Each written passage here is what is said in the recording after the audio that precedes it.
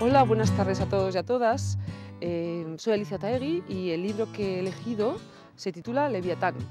Es una novela del escritor norteamericano Paul Auster y la veo muy adecuada para estos días de frío invierno que se avecinan, porque invita a ser leído estando recogida en casa, tumbada en el sofá, por ejemplo, al calor de una buena manta.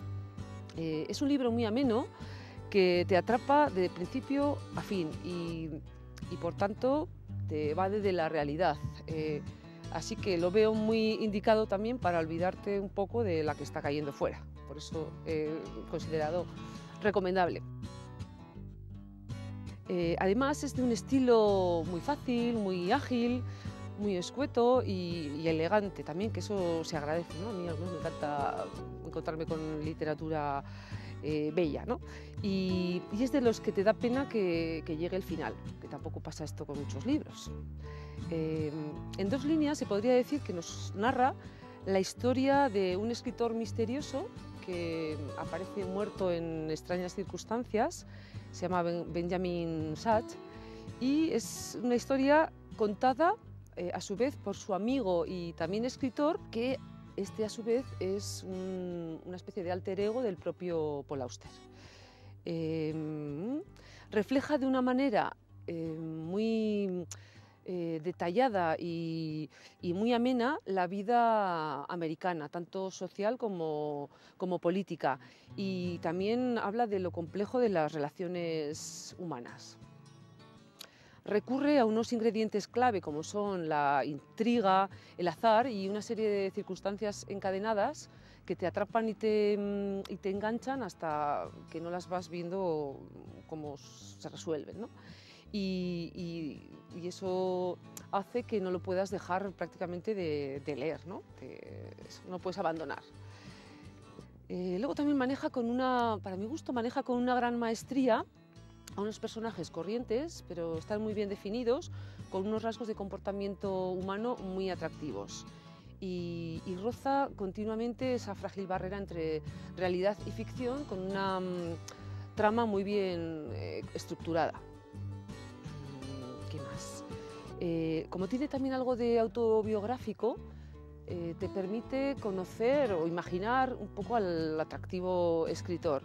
Entonces, no sabes muy bien si su vida puede llegar a ser así de literaria o si su literatura es su propia vida, ¿vale? Y ahora, si queréis, ya paso un poco a leeros el fragmento que he seleccionado. Había 3 maletas dentro. La más grande estaba llena de ropa, artículos de afeitar y mapas. En el fondo, metido en un sobre blanco, había un pasaporte. Cuando miró la fotografía de la primera página, Sach reconoció al hombre de la mañana. Era el mismo hombre, pero sin barba. El nombre era Reed DiMaggio, la inicial intermedia era N. Fecha de nacimiento, 12 de noviembre de 1950. Lugar de nacimiento, Newark, New Jersey. El pasaporte había sido expedido en San Francisco en julio de ese año y las últimas páginas estaban vacías, sin sellos ni visados de aduanas. Sach se preguntó si no sería falso. Dado lo que había sucedido en el bosque aquella mañana, parecía casi seguro que DeWitt no era la primera persona a quien DiMaggio había asesinado, y si era un matón profesional, era posible que viajase con documentación falsa. Sin embargo, el nombre era demasiado singular, demasiado raro para no ser real. Debía de haber pertenecido a alguien y por falta de otras pistas de la identidad del hombre, Sach decidió aceptar que ese alguien era el hombre a quien había matado. Reed DiMaggio, hasta que encontrara algo mejor, iba a ser el nombre que le daría. La siguiente era una maleta de acero, una de esas cajas plateadas y brillantes en las que los fotógrafos llevan a veces su equipo. La primera se había abierto sin necesidad de llave, pero esta estaba cerrada y Sach pasó media hora luchando por forzar las bisagras. Accedió finalmente, sin embargo, reveló una desconcertante colección de objetos diversos que en absoluto era lo que Sach había supuesto. Encontró carretes de alambre, despertadores, destornilladores, microchips, cordel, masilla y varios rollos de cinta adhesiva negra. Uno por uno fue cogiendo cada objeto y estudiándolo, esforzándose por desentrañar la finalidad, pero ni siquiera después de haber revisado todo el contenido de la caja pudo adivinar qué significaban aquellas cosas. Solo más tarde cayó en la cuenta, mucho después de volver a la carretera. Conduciendo hacia Nueva York, esa noche de repente comprendió que aquellos eran los materiales para construir una bomba.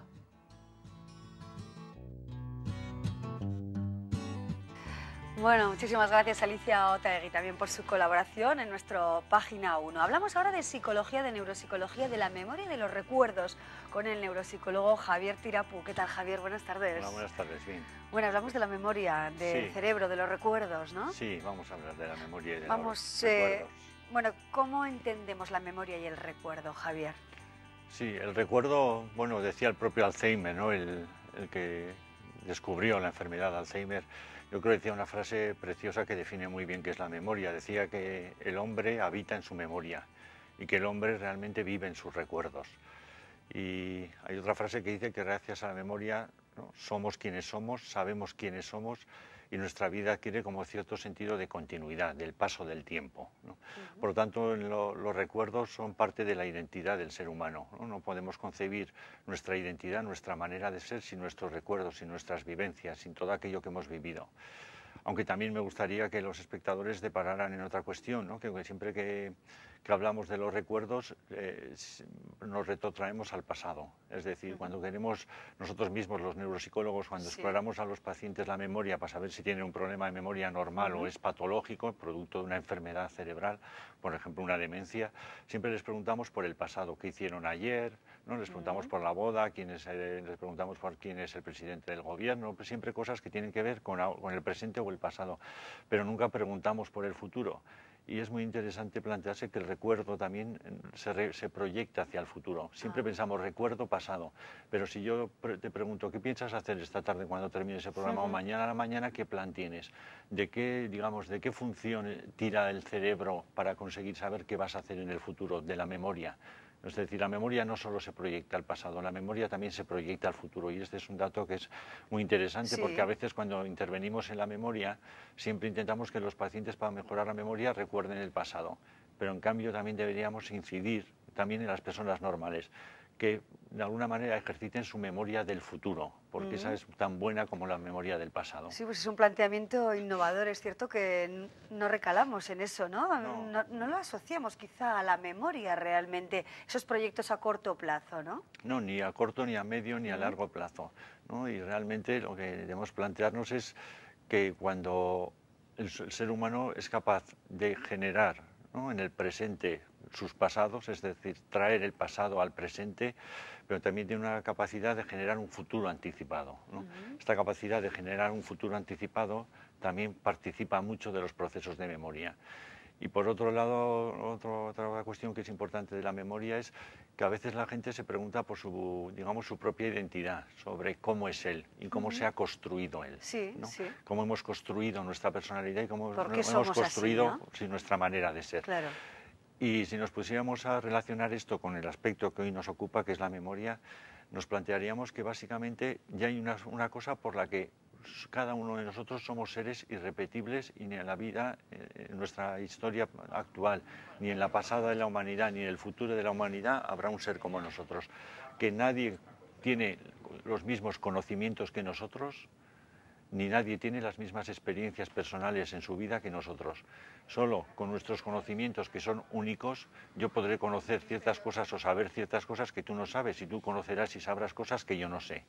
Y por otro lado, tú tienes una vida diferente a la mía, un pasado diferente al mío. Solo uniendo que tus conocimientos son únicos y tus vivencias, tus experiencias personales son únicas, ya construyes un ser único, ¿no? Por lo tanto, la memoria está muy relacionada también con la identidad del ser humano, con su manera de ser, con su manera de crear su propia identidad. Claro, y hay memorias diferentes. Sí, hoy en día podríamos decir que sabemos que la memoria como tal, como una única unidad, no existe, ¿no?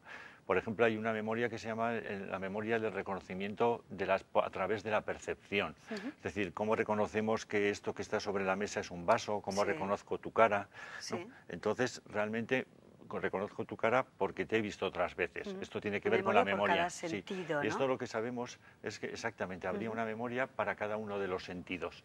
Entonces, por ejemplo, ¿cómo reconoce mi cerebro tu cara? Pues antes la ha visto. a partir de ver tu cara, sabemos que ciertas neuronas del cerebro se conectaron, pero solo para tu cara, no para otra cara diferente. Para otra cara se habrán conectado unas neuronas diferentes que para la tuya. Entonces, cuando veo tu cara, justo las neuronas que se conectan son las que se conectaron antes. Y además sabemos que se conectan y se excitan a una determinada frecuencia. Se mueven a 40 movimientos por segundo. Sí. Cuando se sincronizan unas neuronas y solo unas, hay un momento que mi cerebro me dice, mira, nosotras, estas neuronas y solo nosotras, moviéndonos a 40 movimientos por segundo, correspondemos a la cara de Amaya, ¿no? Por lo tanto, a la que estás viendo es Amaya. Esta es la idea. Aunque curiosamente dentro de los sentidos, ¿no?, hay un sentido que tal vez sea un poco más particular y que es muy curioso, que es el olfato, ¿no? ¿Por qué? Porque el olfato es particular porque hasta ahora pensábamos que la gente no puede recordar nada hasta antes por lo menos de los 4 años. ¿No? Y que no podemos tener recuerdos antes de los 4 años porque las regiones de la memoria para sostener los recuerdos no maduran hasta esa edad. Pero en cambio ahora sabemos que se pueden tener recuerdos si tienen un componente emocional importante antes de los 4 años. Y para que tengan ese recuerdo emocional tuvieron que entrar en el cerebro relacionados con un olor especial.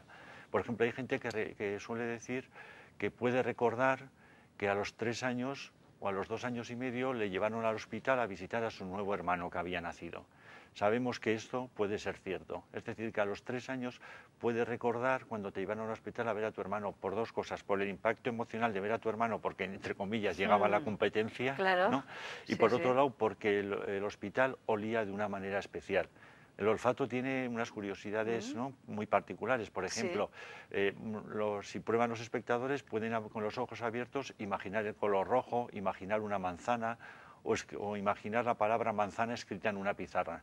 Y si cierran los ojos, verán que pueden imaginar el color rojo, pueden imaginar una manzana, pueden imaginar la palabra manzana escrita en una pizarra.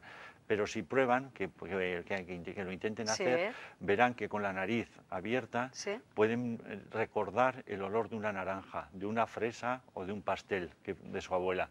Pero si se tapan la nariz, verán cómo no pueden conseguir rememorar esos olores. Ahora todos Por lo haciendo tanto, este ejercicio, todos ¿no? haciendo el ejercicio y verán cómo si se tapan la nariz no pueden percibir el olor. En cambio, si tapas otros sentidos, puedes recordar las cosas que han entrado por otros sentidos, pero si te tapas el olfato no puedes recordar nada que ha entrado por el olfato. Esto es interesante, ¿no? Interesante, sin duda. Y luego sabemos también que tenemos otras memorias, que una de las memorias, por ejemplo, se llama la memoria de los procedimientos.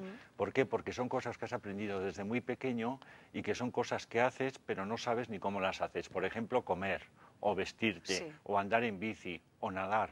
Son cosas que si yo te pregunto, oye, ¿tú cómo comes? ¿O cómo andas en bici? Me dices, hombre, no sabría explicarte cómo ando en bici, aprendí a andar en bici y ando en bici. Por tanto, son como procedimientos que hemos aprendido y que son muy antiguos y son muy resistentes en la memoria. Están en zonas muy primitivas de la memoria. Luego estaría, por último, 2 tipos de memoria. Una, la memoria que llamamos semántica, pero es un nombre pedante, pero básicamente quiere decir que en esa memoria guardamos todo el conocimiento que tenemos del mundo. Si te pregunto cuál es la capital de Japón, a qué temperatura hierve el agua, de dónde obtenemos el caucho, es decir, son conocimientos que tienes en tu cerebro relacionados con tu memoria. O quién es el presidente del gobierno, o quién es el presidente ahora del gobierno de Navarra. Todo esto se llama memoria semántica, memorias, ¿no?, que tienen que ver con conocimientos. Y por último ya, lo que sabemos es que existe lo que llamamos la memoria autobiográfica, que son tus recuerdos personales. El día de tu comunión, ¿no?, el día, ¿no?, días que tienen, ¿no?, en tu vida cierta importancia, o cosas más recientes, lo que hiciste ayer. ¿No? Que aunque dicho sea de paso, ¿no?, a veces la gente piensa que para que la memoria funcione hace falta memorizar, pero a veces la memoria memoriza sin que tú quieras memorizar ni tengas la necesidad de memorizar. Por ejemplo, si yo pregunto a los espectadores qué comieron ayer, verán que no tienen dificultades haciendo un pequeño esfuerzo de qué comieron ayer. Pero en cambio ayer, mientras estaban comiendo, no estaban pensando, voy a memorizar qué estoy comiendo hoy, no va a ser que mañana en la tele pregunten qué he comido hoy. No pasó esto. Entonces sabemos que la memoria, otro aspecto interesante, es que a veces recoge información sin que tengamos intención de que recoja información. Lo hace ella a motu propio, digamos, ¿no? A su manera. Pero olvidamos, Javier, es importante, ¿no? Sí, también ya Ribot, que fue uno de los estudiosos de la memoria... ¿Por qué olvidamos? Olvidamos porque realmente hay 2 principios fundamentales en el cerebro. Lo que se une en el cerebro, los recuerdos, ¿no?, si los utilizas tienden a mantenerse y lo que no utilizas muere. Entonces lo que sabemos es que en la memoria se almacena información, pero llega un momento en el cual parece que el cerebro, si no utilizamos esa información durante tiempo, el cerebro dice, bueno, esta información que estoy guardando no parece útil porque no la utilizas, por lo tanto la voy a quitar. La voy a quitar para que vuelva a entrar información más fresca que en el futuro te pueda ser útil. Y curiosamente, que esto tal vez podamos dedicar un día a un programa porque es un tema muy interesante, uno de los métodos que parece hoy en día que tenemos más certeza que utiliza la memoria para eliminar los recuerdos son los sueños. A través de los sueños la memoria elimina recuerdos que no nos van a ser útiles para dejar al día siguiente más sitio, digamos, ¿no? En esta caja, ¿no? Que es el cerebro, para introducir nuevos recuerdos que en el futuro nos puedan ser útiles. Por lo tanto, ¿no? El cerebro olvida. Y Ribot, que era un gran estudioso de la memoria, ya en 1885 dijo, ¿no? El olvido es un signo de salud de la memoria. Es decir, es sano que los seres humanos olviden. Hay algunos sujetos que se han estudiado en la literatura que no podían olvidar y recordaban todo lo que hacían y con una finura tremenda. Un gran colapso, ¿no? Y vivían colapsados y absolutamente angustiados, porque no podían olvidar y decían, no poder olvidar es angustiante. Por lo tanto, el olvido es un signo de salud de la memoria. Bueno, nos quedamos también con esa reflexión importante, aunque a veces nos preocupamos porque olvidamos pequeños detalles, ¿no? Que hemos vivido quizá hace unas horas. Seguiremos hablando de este tema, Javier, muy interesante, de verdad. Gracias, hasta pronto. Encantado, Javier Tirapu, que como saben es neuropsicólogo y habitual colaborador de nuestro programa.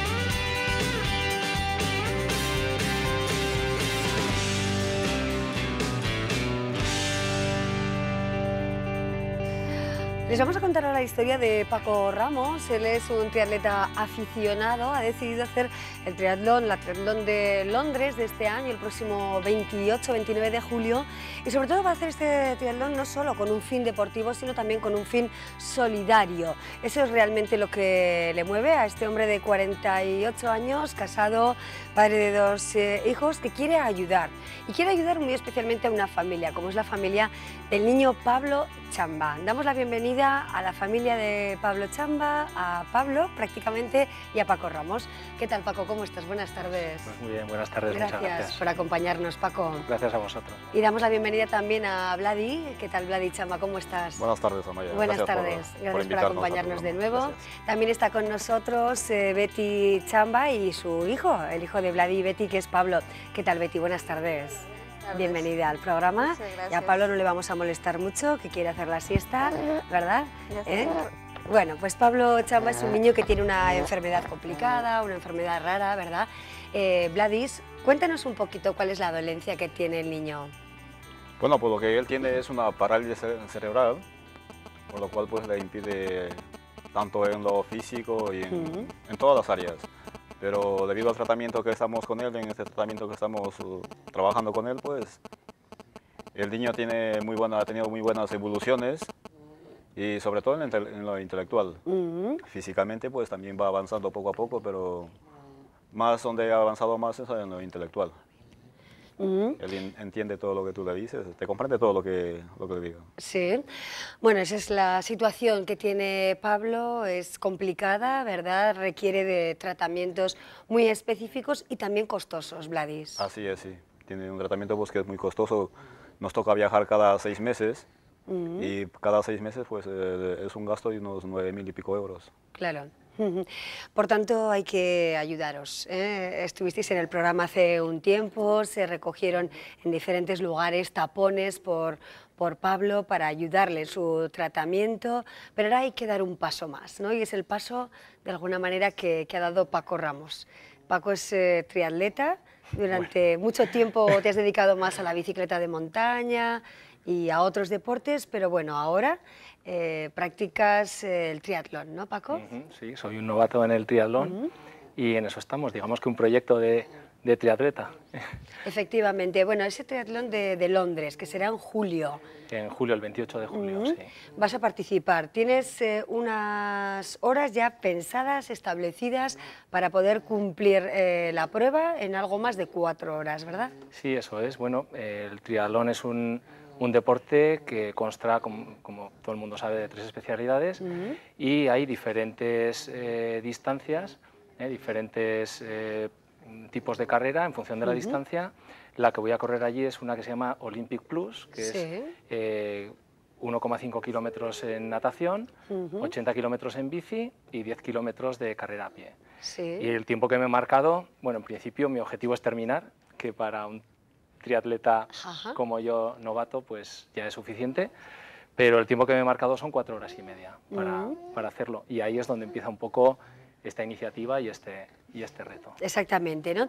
Pero se puede apostar, es lo importante. La idea que tienes para ayudar a esta familia. Cuéntanos un poquito la idea que planteas, el blog que estamos viendo y que tienes a disposición de todos.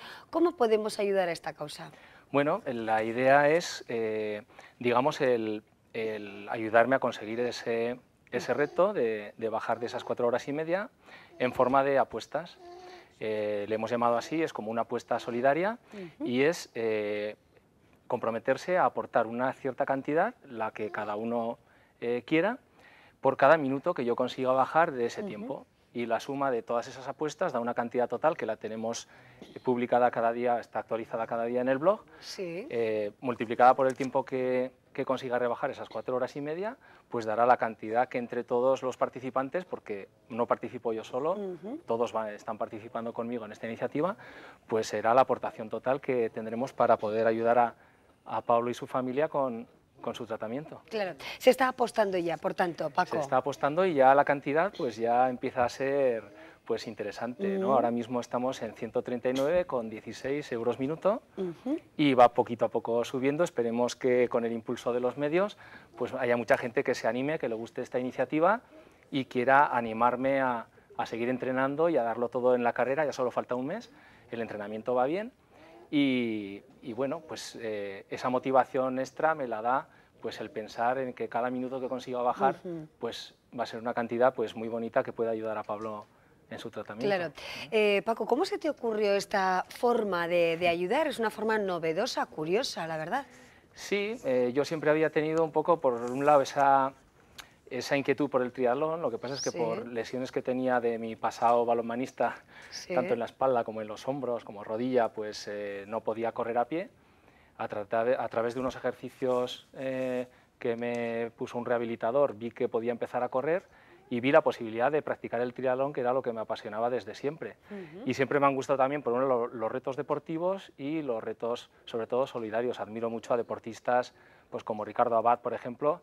Y yo desde mi modestia, sin llegar a esos límites tan casi inhumanos, ¿no?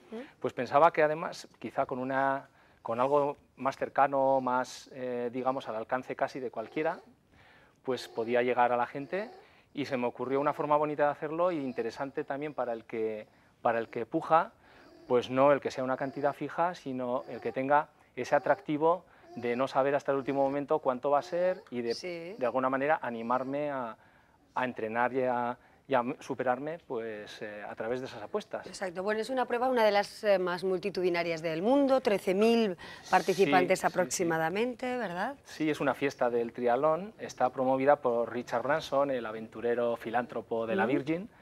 Él participa con, bueno, pues con artistas o incluso con gente de su familia en la prueba que hay por equipos, porque es un fin de semana, 2 días, con diferentes tipos de pruebas, desde por equipos, distancias más cortas, etcétera. Y tenemos desde deportistas de élite, a triatletas de élite de todo el mundo, hasta, pues, digamos, frikis y gente de lo más variopinta. Sí, tú has elegido, Paco, por cierto, la modalidad más complicada, ¿no?, de la prueba. Sí, bueno, es la más larga y quería que, bueno, que ya que es un reto solidario, pues que sea ya dentro de mis posibilidades algo que realmente suponga para mí pues un reto físico importante. Kilómetro y medio nadando, ¿no? Sí, 80 kilómetros en bici y 10 corriendo. Sí. En 4 horas y poco en 4 más. horas y media, esperemos que algo menos, pero sí, supone un reto y espero poder hacerlo. Poco a poco, bueno, pues voy cogiendo forma física. He hecho algún triatlón cortito ya, he hecho 2 y bueno, este fin de semana tengo uno más largo que ya se asemeja bastante a este, falta un mes y bueno, todavía hay que ponerse a punto, pero espero conseguirlo. Sí. Claro que sí.